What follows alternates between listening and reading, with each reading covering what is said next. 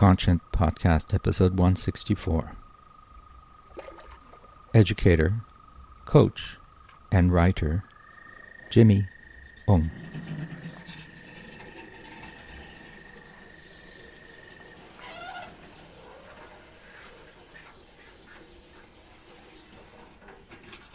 Yeah, so proximity, proportionate responsibility. If we were to do an inventory of where all the things we own were made, that would give us a very interesting map of where our responsibility and our attention and our donations, if we're feeling philanthropic, ought to go. Because our pressures are on the global systems can be really revealed. And I think that that's a much more reasonable way to interact with different crises than to simply look at reading about it on the news and then interacting with the whole of it without the context. Jimmy Ong was born in Montreal to a family of refugees from the Cambodian War. He has traveled to over 50 countries and worked for Collège Reine Marie, the Canadian Commission for UNESCO, the Parliament of Canada, and the charity We Free the Children. He's currently working on a book about privilege, power, and social responsibility. Now, I first met Jimmy at the Canadian Commission for UNESCO while I was working at the Canada Council for the Arts, and Jimmy impressed me with his brilliant mind, his boundless energy and curiosity, and his kind heart. We kept in touch over the years, including my fascination with his motorcycle crossing of the Americas in 2014-2015, covering more than 30,000 kilometers. I had the pleasure of interviewing Jimmy en français pour le balado conscient on April 17th, 2021, episode 28, where we talked about resilience and vulnerability. And I was struck by Jimmy's observation that resilience is the capacity to be vulnerable, which at the time seemed like a contradiction, but makes sense to me now. So during this second conversation with Jimmy, this time in English, our focus was on privilege in relation to his upcoming book and in relation to my own interest in various forms of privilege, including the role that privilege plays in the arts and in relation to both the ecological and the humanitarian crisis. At the end of our conversation, as I do with all my guests, I asked Jimmy about what he's reading or viewing these days that he recommends, and he mentioned a saying by Bayo Akomolafe, how our times are urgent, so let us slow down. And he recommended this video, Climate Crisis, Fragmentation, and Collective Trauma, with Bayo Akomolafe, Ariel Chekwi Deranger, Angagak Korswak, and Dr. Gabor Mate, as part of the Wisdom of Trauma Talks on Trauma series. I also include in the episode notes a link to one of my A Calm Presence newsletters that I mentioned during the conversation, L'Orchestre de Paris à Montréal. So here I am sipping tea with Jimmy Ong. What kind of tea is this? Oolong tea. Oolong. So this is a second conversation with Jimmy. The first was actually en français. 3 years ago, we were saying. And so I'm really happy to continue a conversation about the things that you're passionate about, the things that you're doing. We met at the Canadian Commission for UNESCO. And so I would ask you to start by introducing yourself a little bit on your background. And today, you've been working on the notion of privilege, and that's one of the things we'll talk about. But let's start. Who are you, Jimmy Young? Yeah, hi, Claude. So my name is Jimmy Young, and I guess, we met over quite some time ago now, over 10 years ago. You were at the Canada Council, I was the Commission, and I guess it's always a bit hard to talk about who I am, but I guess I'm Montreal born from refugee family from Cambodia, and who themselves emigrated a few generations before that from China. And this is meaningful because I actually just this last year went to both Cambodia and China for the first time in my life, and so I think my identity has expanded in that way. But otherwise, I've mostly worked in community organizations. I worked a bit in politics, as well as a consultant. More recently, I taught social studies in a high school in Montreal, and now I'm working as a consultant in DEI, diversity, equity, and inclusion, and also working on a personal project, which is a book about privilege, with an interest on social responsibility, personal social responsibility, among many other projects I have going on, I guess. Well, we can start with privilege, but then I'm going to inevitably connect it to art and the ecological crisis, because that's what this podcast explores. But it's really fundamental for me, I consider myself a privileged person in some ways, in many ways, to be aware of it, and then to, like I said, sit with it, and then do something about the fact that these privileges allow me to do things that others can't. So where do you want to start? Well, with the beginning, like they say, I think to me, privilege, I realized that it took me time to really connect with the term. But what it opened up for me is actually a deeper connection to my heritage. And what I mean by that is that I was mentioning in the intro that my family came here as refugees from the Cambodian genocide. And I think growing up, I was always very aware of the contrast between the journey that they had and the hardships that they went through to get to Canada, and me being able to be born here and growing up in Montreal. In a way, it was sort of implicit that I already had a lot of privileges, just being born here, that they didn't have when they were my age. And I think that my life journey has always had that in the back of my mind. And part of why I'm interacting with privilege today is I think that it allows me to both reconcile this contrast in my heritage, but also it allows me to reconcile with the different social issues that I work with, and that we're all exposed to in the world. And so, I'm everything in me right now points at privilege as let's say the terrain on which we need to collectively come around and confront privilege.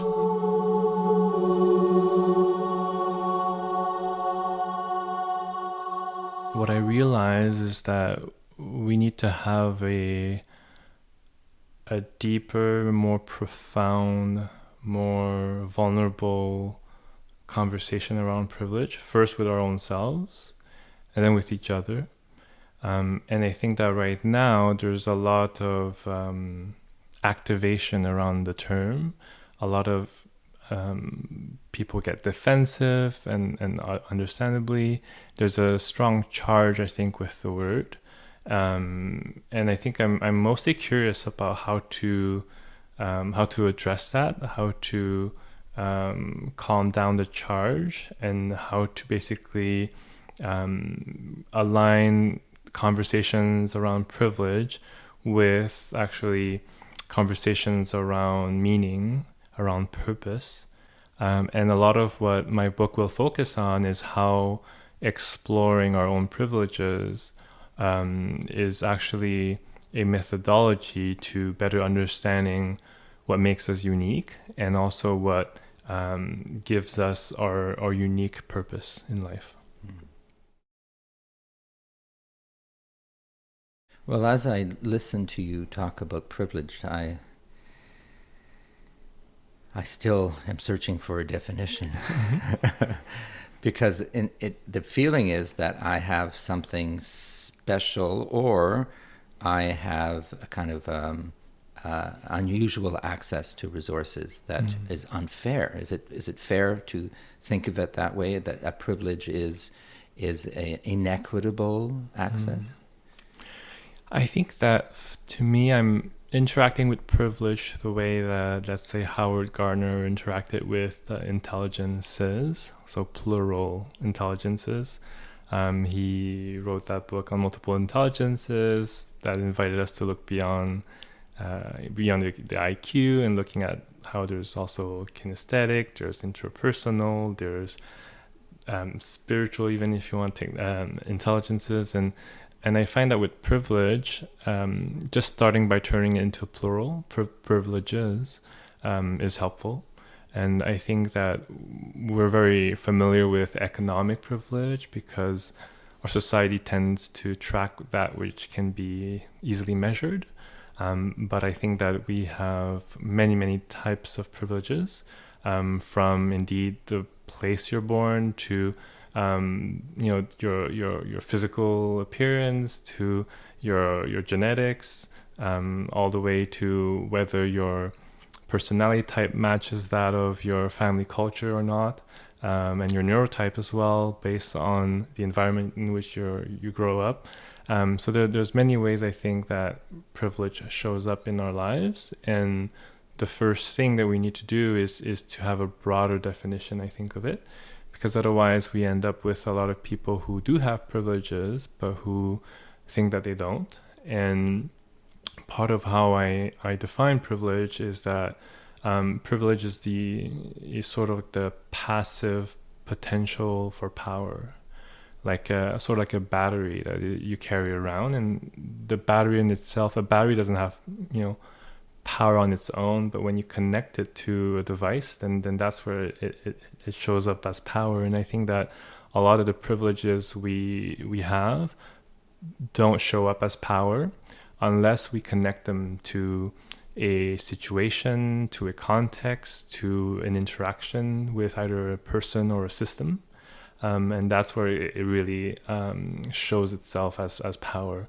So I like to think that we're all sort of like AA batteries looking at a system that's built for AAA devices, and so our privileges don't fit how the mold that's required, but that doesn't mean we don't have that energy in us. And we have to think about how do we redesign systems so that the systems actually allow people with different types of privileges to also generate value in their own lives and for society.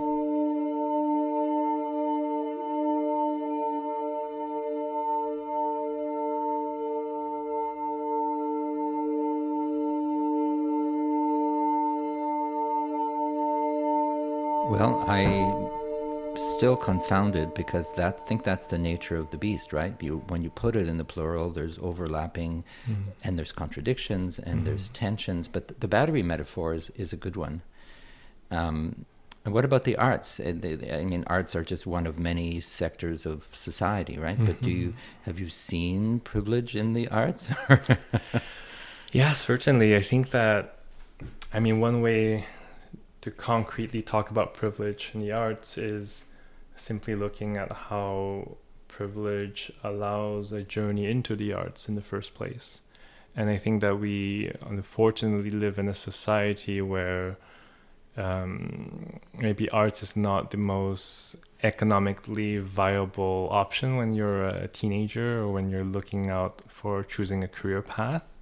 And I think to a certain extent, it's sort of undeniable that one of the privileges that we're familiar with, let's say economic privileges, having, let's say, the support of a family to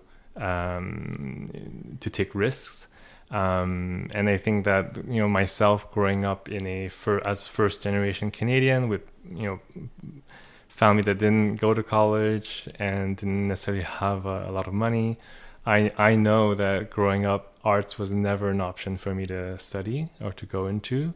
And I can understand that when the socioeconomic pressure sets a family culture in a scarcity or in a survival mindset, arts tend not to be a path that is conceived as possible or realistic.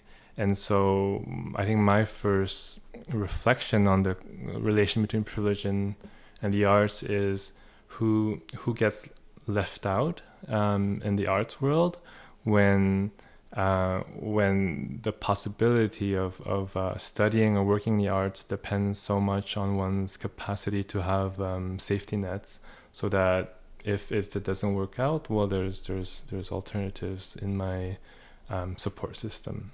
That's something that I've sort of observed looking around me at who doesn't end up taking a path in the arts and who would like to but don't feel that they can or that they could, you know.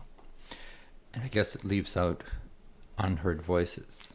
Exactly, absolutely. And unrealized potential, and maybe a distortion of certain views, because, you know, the notion of unconscious bias, when I was at Canada Council, we were thinking seriously about that, because unless there's an awareness of bias, you just go about your business and you think you're right because you don't know. My point is that I hear you when you talk about access to training or access to systems, and the unheard voices are there.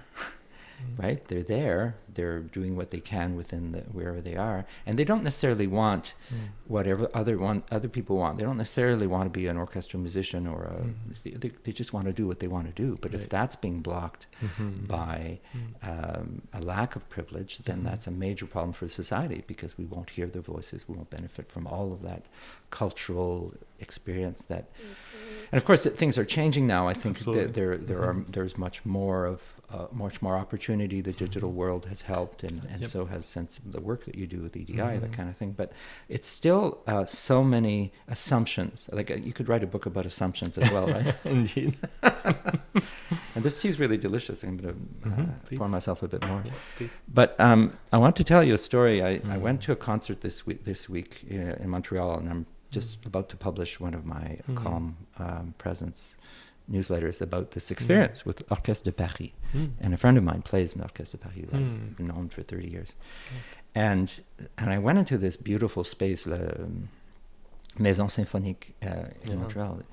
Gorgeous place. And they played the most beautiful music by Debussy and Rachmaninoff and Stravinsky. But I wrote about it, and I thought a long time, and I read that l'Orchestre Symphonique de Montréal has an eco-responsibility policy, and these are good intentions, and yet it felt strange to be there, Jimmy. It was a privilege of the highest order, not just economically because I could afford the ticket, but because here we are sitting in a beautiful space full of natural materials that were extracted from the environment, listening to a very rarefied experience of people from the other side of the world, bringing all their timpani and double basses to Montreal to play one concert. And so the footprint issue is something, to be considered. But also, I was thinking about the cultural exchange. There's real value to that. Why don't we talk more about these experiences that it's true, it's accessible. All you need to do is buy a ticket, and sometimes there's student rates and that kind of thing. But I was in a kind of a bind of joy and sorrow. Absolutely. I don't know. What are your thoughts about that? Yeah, I mean, part of what I'm pushing for is the importance of leaning into our privileges, because the nature of a privilege is that not accessing it or not using it doesn't transfer it to anyone else. The system, our social systems are designed in such a way that, you know, if you're a white man, your privileges, if you choose not to use them, don't get transferred to to an indigenous woman, unless you do something about it. Now, I think that, to me, there's a spiritual side to this also. I think that if we only stick to calculating the economic transfers of, well, what if I use my money this way instead of that way, then does it mean that I'm not fulfilling my responsibilities? I think there's a spiritual side to it, and I'm still investigating the spiritual side, but one of my intuition is that we have to look at our lives as a cycle, and instead of a line. And so we're actually not given privileges. Privileges don't show up in our lives because we deserve them, but that rather privileges are there as instructions for what we can achieve in our lifetime.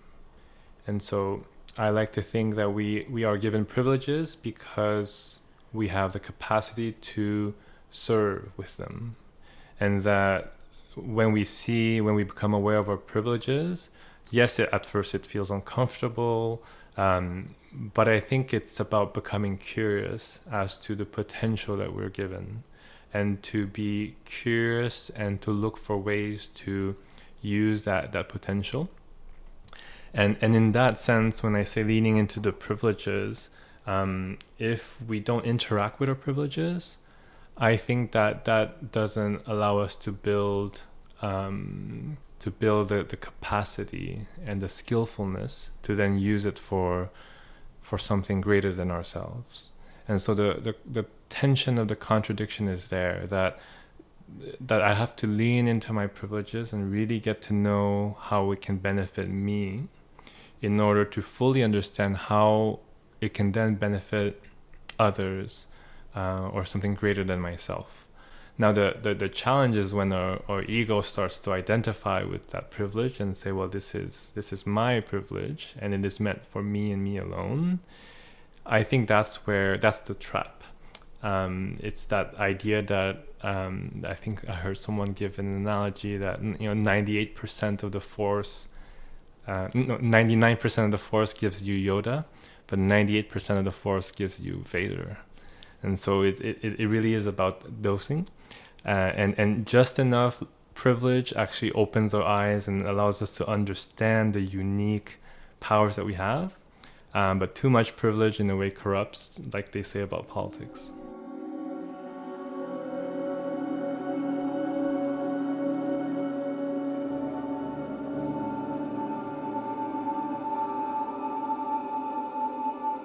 Well, I'm starting to understand more about privilege. Just yesterday I had a session with a group called Transition Innovation Group, so social innovators, and we were talking about art, how art helps defeat defeatism. And as you were speaking, you made me think about accountability. But that word is very technical. It literally refers to accounting, and right. It's very sort of almost, like you said, economic. And what you're talking about is much more subtle. It's that when you are gifted with privileges, and they can be the privilege of intelligence, or they can be the privilege of opportunity. How do you then wrestle with them, and then what do you do with, and not necessarily in the kind of, I have this privilege, I have to do this. Right. What feels right? What are the blockages? What's stopping you from being more generous with those privileges? I like the word generosity because it kind of flows like a river, Right. River's generous, life is. But I want to talk about something a bit more difficult, which is, I've been projecting and reading and thinking about the unfortunate future of the world, at least on a short or medium term, which is resource scarcity because of our behavior. There will be less resources for a growing population, all those kinds of things. And a lot of people don't want to think about that, part because it's so hard to speculate, but it's also so painful. Yes. But for younger people, it's essential to anticipate a world where there will be fewer, and I'll use the word privilege, but you can call it whatever you want. Mm. So how does privilege fit in the future of the world? Because I do think there is one, not the way we have it now. But how then, when things become more scarce, can privilege be, your notion of privilege, be even more central to the way that we live and share and coexist on Earth? Yeah, that's a great question. And I think that in a way, I mean, I it's a caricature, but I always enjoyed or can relate it to the quote by Uncle Ben in Spider-Man, that with great power comes great responsibility. You're a populist. Yeah, that's my way. And I think part of how I inscribe privilege in that idea is that, well, then where does power come from? And my understanding is that power comes from our privileges. And so there's this sense that the more privileges we have, that the more responsibility we also have. Now, I think that when it comes to the ecological crisis, one of the things that privilege does is that in a way, it provides safety nets. Like when we look at the ecological disasters that are happening around the world, and in a way, we're sort of aware that in Canada, in Montreal, in Ottawa, we have means to be resilient, and we're likely not going to starve, and I think the way that other people in other places are today. And so for me, one of the challenges is to remain coherent. And one of my greatest maybe fears around this is that the way we interact with the ecological crisis becomes isolated from the human crisis. And we can't turn on the news today without hearing about the war in Ukraine or the war in Gaza. And I think that human crises are actually more overwhelming, I think, than the ecological crisis. And I think that part of why we're interacting so strongly, why some people are interacting so strongly with the ecological crisis, is because it's too overwhelming to interact with the human crisis. And yet the humans are part of the ecological system. And so I think that's a tension point for me, and it feels that, from my observation, that a lot of the more privileged people seem to lean more into the strictly non-human consequences of the ecological crisis, and not necessarily leaning into the purely human ones. And that may be fine, but there's something there that I feel is revealing about our positions of privileges, and that is still a tension even in myself. But that's why one of the concepts that I'm developing for the book, and it's a concept that I'm calling proximity proportionate responsibility. And so what that means is that we really ought to conceive of our social responsibility in terms of what is close to us, this idea of proximity. And proximity not only from a geographic perspective, but from a value and identity and ecological and economic footprint perspective. And so an invitation to understand that there's often not that much value that's generated from comparing my standards of what a responsible form of citizenship is to another person's, because we all have different journeys and identities. But the idea here being that if I have connections to certain countries around the world, then my responsibility is stronger. And whether those connections are by my family lineage or from how I consume, I think that's one way of both learning about privileges and developing a sense of responsibility that doesn't overwhelm us too much. Say again what that concept is. Yeah, so proximity proportionate responsibility.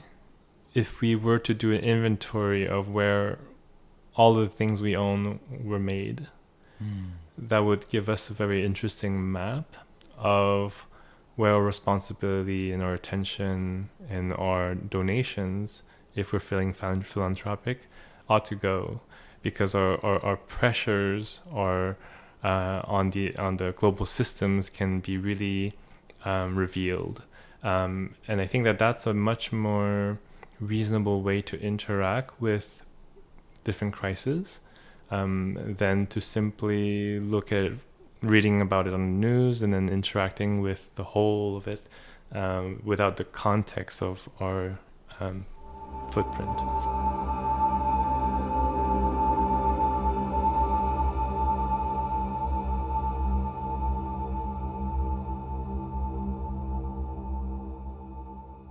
I appreciate that you're thinking about these issues with rigor and generosity, because that's what we need. Thank you.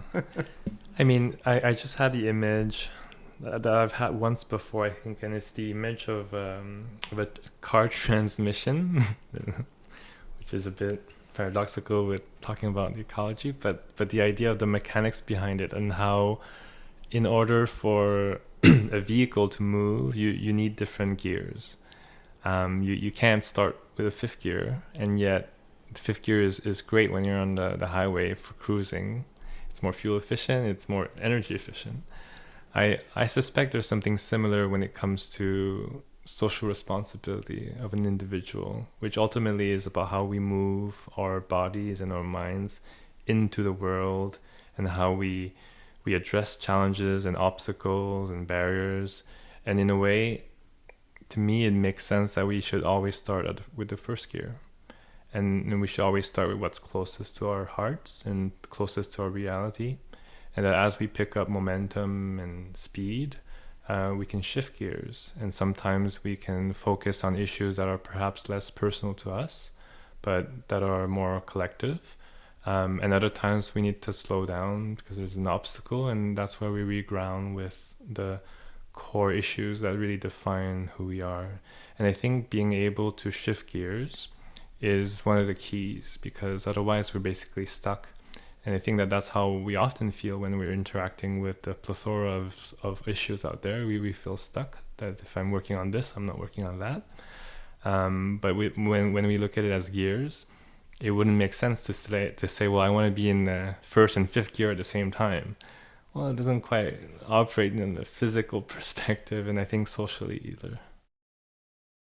Jimmy, we've been speaking for a while, and we will speak again once the book comes out, because I think I haven't studied privilege very much, but I like the way that you are walking your talk. Right, you've gone back to to Cambodia and China, and you've spent time there, and you've listened to people, and you have stories to tell that are from lived experience, as opposed to being an academic. Nothing wrong with academics, but your lived experience, I think, will really inform what you're going to say, and then connecting that to the arts is kind of my job, in the sense that I'm interested in how privilege then can be talked about in artistic circles openly. And what do people think? What privilege do they think they have? What's a disadvantage?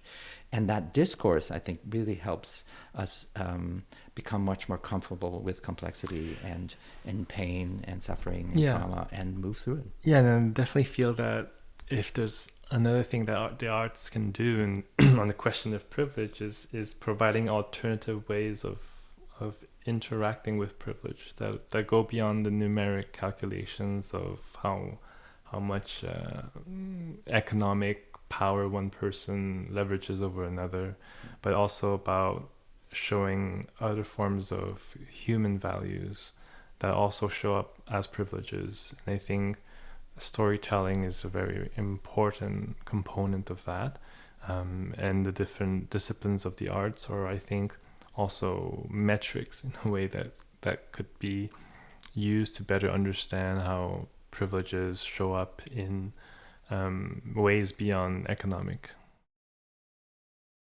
We'll end with the question I ask all my guests. Is there a book or something they're reading or seeing recently that you would recommend to our listeners?